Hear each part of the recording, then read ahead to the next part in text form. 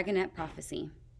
He could still hear the faint roar of the waterfall, so he could guess which way the underground river flowed. He pictured the tunnel from the study cave to the central hall and mapped it out on the craggy rocks below. Here, he called to Tsunami, swooping down to land. The boulder blocking the exit should be right below here, so the tunnel to the outside would go that way. He turned to look. The ravine, Tsunami said. A crevice cut through the rocks, a short distance away. When they peered down into it, they could see a stream running over pebbly gravel and sandy mud. The entrance must be down there somewhere. Clay hopped down to the bottom of the ravine, keeping his wings spread to slow his fall. Mud squelched between his talons as he landed. He felt a wave of anger wash over him. Here was mud and sunlight and warm, fresh air, this close to their cave. Why hadn't the Guardians ever brought the Dragonets outside? Even small trips to this ravine would have made life so different. He knew they'd say it was for safety. They'd say it was to protect the Dragonets, in case the distant Skywings spotted them. But Clay guessed it was really because the Guardians didn't trust him and his friends. They didn't trust them not to fly away. They didn't trust them to act smart and to avoid drawing attention to themselves. He dug sharp gashes in the mud with his claws. The Dragonets never even had a chance to be trustworthy. Maybe Clay didn't deserve it. After attacking the others at hatching, maybe the Guardians thought that something inside of him might snap at any moment. But there was no reason to have kept Sunny and Glory and Starflight and Tsunami in the dark all these years. Tsunami thumped down beside him and nodded at a mossy pile of boulders up ahead. Let's check there first. They squished and splashed down the stream. Clay spotted something in the mud in front of them.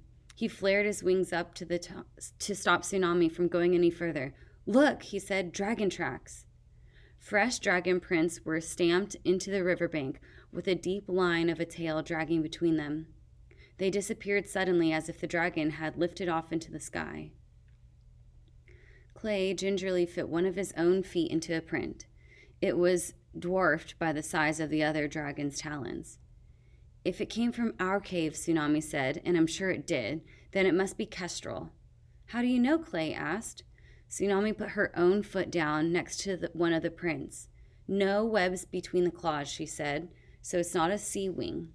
They're too recent to be Moroseers from yesterday, and you can see all the 4 feet here, so it's not Dune. Oh, Clay said, feeling foolish, of course.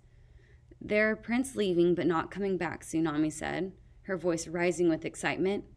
Maybe she went out looking for us this morning. If she's still away, this is our best chance to get the others out. She started running down the riverbank, following the line of prints to where it began. Come on, Clay, hurry. Clay raced after her. The tracks led right to the tumble of boulders. When they climbed up to the large rocks, they could see down into a dark tunnel in the side of the ravine. It was almost entirely hidden from view unless you looked from the right angle.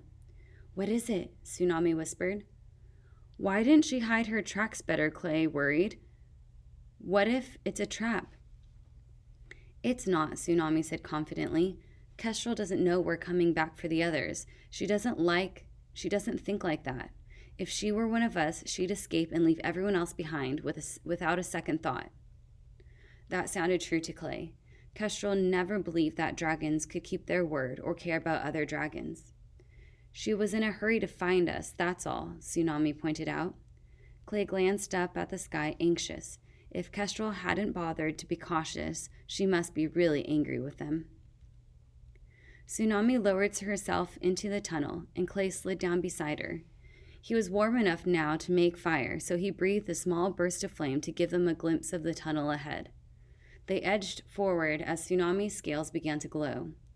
The tunnel took a sharp right and then a left, then went down at a steep angle for a few steps. But soon it straightened out, took them around another corner, and ended at an enormous gray boulder. Clay's heart thumped hard in his chest. They'd really found it. He was looking at his prison from the outside. Tsunami reared up on her back legs and began running her talons along the wall. Look for something that'll move the boulder, she said. Clay breathed another burst of fire at the wall on his side. It looked like ordinary flat stone with a few fissures running from the ceiling to the floor. He scraped his claws through the cracks. Nothing happened except his claws tinged painfully. He tried sniffing around the boulder, then shoved it, but it wouldn't move any more than it had on the other side. I hope Starflight's right, he said, pushing away the sinking feeling in his stomach. I hope we really can open it from the side. We can, Tsunami said fiercely. It'll be a lever or something. She backed away a few steps, peered up at the top of the boulder. Or magic, Clay said. What if there's a magic word, or some kind of talisman we don't have? Tsunami stared at the boulder for a moment, frowning, then shook her head. They'd need an animus dragon to enchant it, and who even knows if those ever existed in the first place. The only thing Clay remembered about the lesson on magic and animus dragons was that they had power over objects. He remembered that because Starflight spent the rest of the day sticking his nose in the air, insisting that night wings were far more magically powerful, and that any mythical animus dragon. If they're so great, why do the night wings live somewhere mysterious where no one can find them? Clay had asked. Easy, Starflight said loftily. It's because we have all these special powers, and we don't want to make regular dragons feel inferior, even though they are, his expression implied. Clay snorted. Special powers like what? He asked. You know, Starflight had answered irritatedly. Telepathy, precognition, invisibility. Hello? You don't have invisibility, Clay had argued. I mean, you're a black dragon. You're just hard to see in the shadows. That's not a power. I'd be invisible too if I were lying in a mud puddle. Yeah, well, Starflight said, we can appear out of nowhere in the dark of night, swooping down as if the sky had just fallen on you. He spread his wings majestically. Still, not a power, Clay had said. That's just you being creepy. It's not creepy, Starflight had cried, his voice rising. It is magnificent and imposing. He stopped and taken a deep breath. Besides, we're the only ones with visions of the future, so there. Well, I say until the night wings come down off the clouds, all we have is rumors and mumbo-jumbo prophecy that could mean anything. Then Clay had draped his nose off the rim of the ledge and peered down at Starflight. I mean, it's not like you've got any special mind powers other than being way too smart. Well, I'll have powers eventually, Starflight had huffed. Maybe it's something Nightwings develop when we're older. You're supposed to be studying, not making fun of me. I wasn't making fun, Clay had protested. It was true. He'd been trying to distract Starflight from studying, though. But of course, that never worked for long. Now Clay scraped the floor under the boulder. He actually missed Starflight. More than that, he was worried about him. How had Kestrel reacted when she couldn't find Clay, Tsunami, or Glory? She wouldn't hurt Starflight or Sunny, would she? Suddenly, his claws caught on something. He flattened himself to the stone floor and peered underneath the boulder. A long, sturdy stick was jammed under the rock, holding it in place. Here, he whispered to Tsunami. He wrapped his talons around the stick and tried to yank it free. After a few times, he realized it wouldn't come loose, but it did move from side to side. He tried sliding it sideways, and the boulder began to roll. He stopped quickly and looked at Tsunami. What if Webbs and Dune are waiting for us? Clay asked. They can't stop us, not all 5 of us, not if we fight. The only way they kept us was by blocking the way out. Once it's open, we'll all be free. Tsunami let out a long breath. All right, Clay said, gritting his teeth. Let's do this. He shoved the stick as hard as he could. The boulder slowly rolled aside with a soft, scraping sound. The central cave came into view, and a shiver ran along Clay's tail at how strange it looked from the outside. A forlorn-like shape was huddled in the river, trailing her talons in the water. She turned as the boulder moved, and her gray-green eyes went wide. Shh, Tsunami hissed, quietly bounding across the cave towards her. Sunny leaped up and at the same moment and threw her wings open. She pressed her front talons to her snout, beaming. You did it, she whispered. Clay glanced at the tunnel that led to the Guardian's cave. Even if Tsunami was right that Webbs and Dunes couldn't stop them, he didn't want to stick around and find out. Where are the others? He asked quietly. I'll get Starflight, Sunny said, heading to the study cave. Glory? I don't know. She glanced up at the stalactites. Clay felt a stab of worry. Was Glory all right? What if something had happened to her while she was camouflaged? Would she have stayed invisible? What if she had fallen off a stalagmite or flown into the outcropping and hurt herself? What if... Right here, a voice whispered to his ear. Soft wings brushed his, and Glory's long shape shimmered into view. Her scales shifted from gray and black to a warm gold-orange fleck with dark blue. You're all right, Clay said. In his relief, he twined his tail around hers without thinking. She tensed, but she didn't pull away immediately like she normally would. Instead, she nudged him with her elegant snout. Of course I am, she said. I would have been fine on my own, you know. Perhaps she felt his wings droop because she added, but thank you for doing insanely dangerous things for me anyways. Any time, Clay said happily. Glory stepped back and nodded at where Starflight was staggered out of the tunnel from the study cave. Kestrel was pretty furious, she said. I just had to listen to her from my hiding place. Those two got the brunt of it. Clay started forward, but Tsunami and Sunny were already on the either side of Starflight. For a horrible moment, he thought Starflight was limping. Then he'd been beaten or burned or terribly injured by Kestrel. Then he realized that Starflight was moving oddly because he was carrying a giant sack of scrolls on his back. Oh, no you don't, Tsunami said, pulling it away from him. We don't need these, and you've already read them all 1,000 times. We might need them, Starflight protested, yanking it back. They'll tell us what's safe to eat and all the different tribal customs and how to fly in bad weather and... You can tell us all those things, Clay said. You're going to anyways. But what if I forget something important, Starflight fretted. Huh. You'd be a lot more likable if you ever did forget anything, Glory said. The only thing that's important is getting out of here right now, Tsunami said, before Webbs and Dune wake up. And before Kestrel comes back, Glory added. What thrilling news. Kestrel is part of this? I've been looking for her an awfully long time. The 5 dragonettes whirled around. Queen Scarlet was standing in the entranceway. Behind her, the tunnel was blocked by a row of sky wings in different shades of flame. All of them breathing small spurts of fire, and all of them angry. But none of them looked as angry as the Queen of the Sky Wings. I haven't seen Kestrel in, 7 years? Queen Scarlet said in a pleasant voice that didn't match the rage in her eyes. What a fun reunion this is going to be. She whipped her tail back and forth behind her. All my least favorite dragons in one place. Clay was the closest dragonette to her. He took a step back towards his friends and spread his wings. She'd have to go through him to get to them. He hoped she couldn't see how his claws were shaking. You followed us here, Tsunami said in a choked voice. Oh, I didn't have to, said the Queen.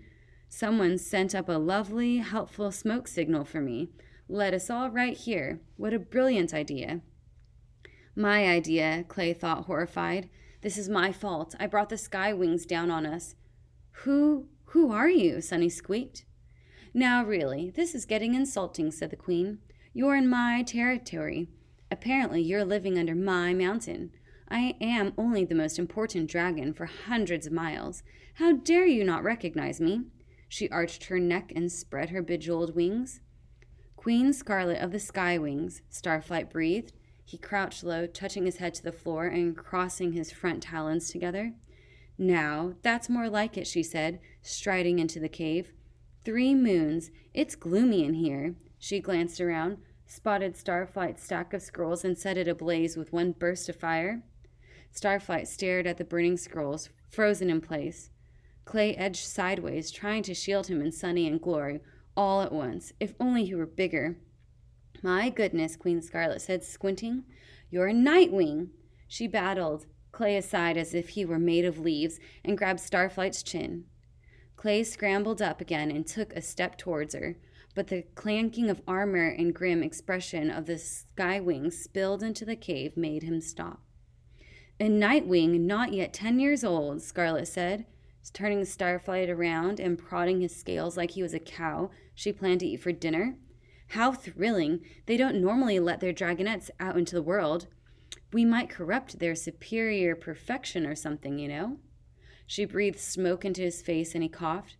I'd never had a Nightwing in my arena before. Thrilling, thrilling. Tell me, what am I thinking right now? Starflight's expression was pure terror. Too hard? Queen Scarlet teased. I'll give you a hint. I'm thinking... Now, why would a white nightwing, a sea wing, and a mudwing be hiding out under my mountain, along with whatever those two are that the mudwing was cutely trying to protect? She flicked her tail at Glory and Sunny. Clay shivered as the queen leaned closer to Starflight. This wouldn't have anything to do with a certain prophecy, would it? What is going on out here? Dune grumbled, limping to the cave.